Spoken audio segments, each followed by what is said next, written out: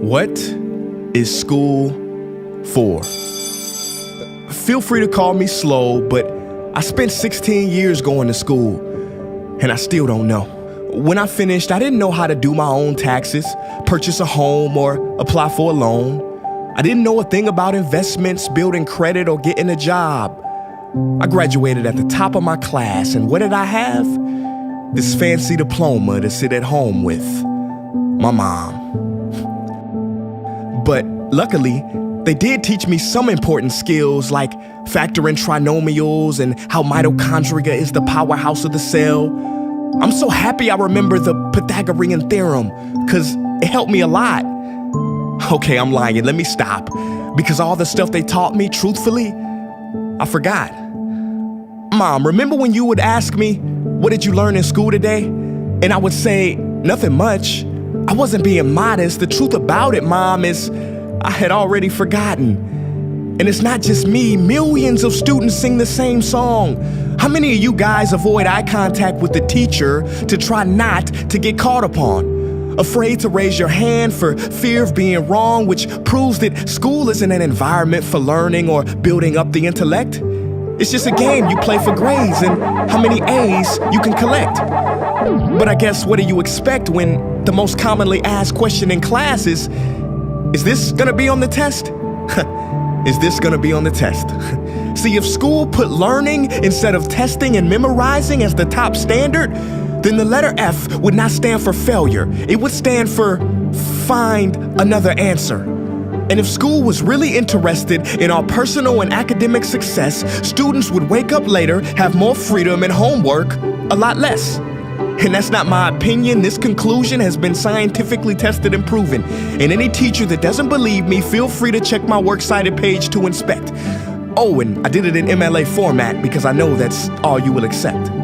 See, students would get more benefit from an extra hour of sleep than putting them through the torture of an extra essay, reading 150 pages, doing problems 1 through 60 on the worksheet, and having 3 projects due by the end of the week. Not only is it pointless pain, but it's also dim-witted, because we get so much work, but they don't teach the time management skills to deal with it. See, in school, we are controlled by bells. We have to learn in rooms with the feng shui of a prison cell. We have to ask permission to relieve bodily functions, but not before the teacher asks a million questions like, why didn't you go before class? I'm sorry, my bladder is kind of on its own schedule and it's not always timely. See, teachers always say, use your time wisely. But that never made sense to me. Because these 6 cruel hours of our lives we call school might literally be the worst use of time management ever in history. Think about it, the traditional teaching method is foolish. No, it's useless, multiplied by the square root of stupid. What they do is they cram information in your head, force feeding you, and then you throw it up on the test. That's not education, that's bulimia. And the more bulimic you are, the better you will do on their assessments. So it's no wonder why so many students graduate mentally and emotionally anorexic. See, school teaches you how to memorize dots. True education should teach you how to connect them. True education teaches you how to catch a fish. School teaches you, yeah, you caught the fish, but you didn't show your work, so it doesn't count. Throw it back. I'm just asking, what is school for? It's not education, that's just not true. If you still think that, you might be sniffing glue. See, the word education comes from the Latin root educe, meaning bring out, i.e. bring the gifts out of a person and make them viable. But school doesn't bring out much, it just stuffs more facts inside of you. Now some of that stuff is justifiable. We need reading, writing, and some arithmetic, that's fair. But are you telling me metamorphic and igneous rocks are more important than self-care?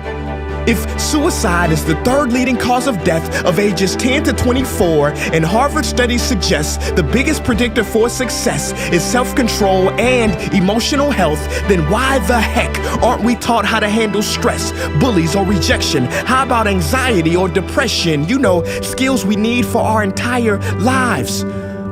Bro, I don't even know how to cook. I'm honestly surprised I'm still alive. But hey, at least I can name all the battles that happened in the Civil War. Seriously, what is school for? Some say you need it to be successful, and that's something we do not doubt. But do you own a MacBook or iPhone? Did you know they both were created by a dropout?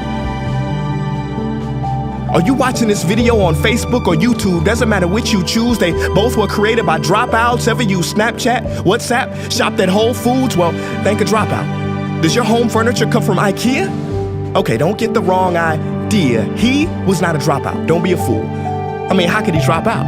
Ingvar Kamprad, founder of IKEA, never even went to school. I know what you're thinking. He's just picking and choosing. There's millions who didn't go to school that aren't successful. Who is he fooling? And you're right.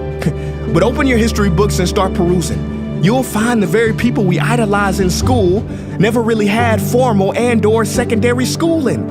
I'm talking George Washington, Abe Lincoln. America's best presidents had zero school between them. Ben Franklin, Thomas Edison, shall I proceed? Ernest Hemingway, Mark Twain, Teddy Roosevelt, Margaret Mead. Now please, I'm not saying drop out, because some schools are great and many teachers are rare treasures. I'm saying that there's a difference between people who are smart and people who score better. I'm saying that your future is something that no test will ever measure, even if that test begins in 3 letters like SAT, ACT. It's BS if they say those determine your LIFE. No, your destiny is in your hands. You must shape it to be great. So don't expect school to open doors, because it's more likely to slam them in your face. Sometimes I wonder about all the dreams lost in school and how much potential goes to waste. If it wasn't for music and YouTube, then I would have been just another lost case. Everybody watching this, please, close your eyes.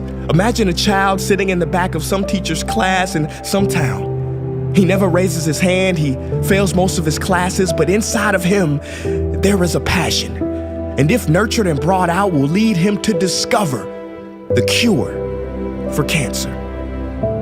But you see, I'm afraid that child's gift will never come out.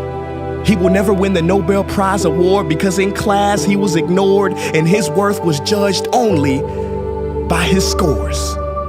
So teachers, principals, parents, advisors, and students, I ask one more time, what is school for?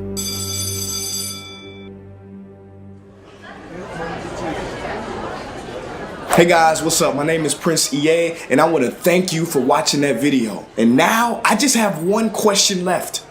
What is school for? Don't you think it's time that we answer this question together? If you are a teacher, a parent, or a student, I urge you to check out the Innovation Playlist. What is the playlist? It is a program that any school can try for free. It's based on the best practices from educators around the world, and through its small steps, it can lead to big changes in your school. Go to innovationplaylist.org to learn more. Peace.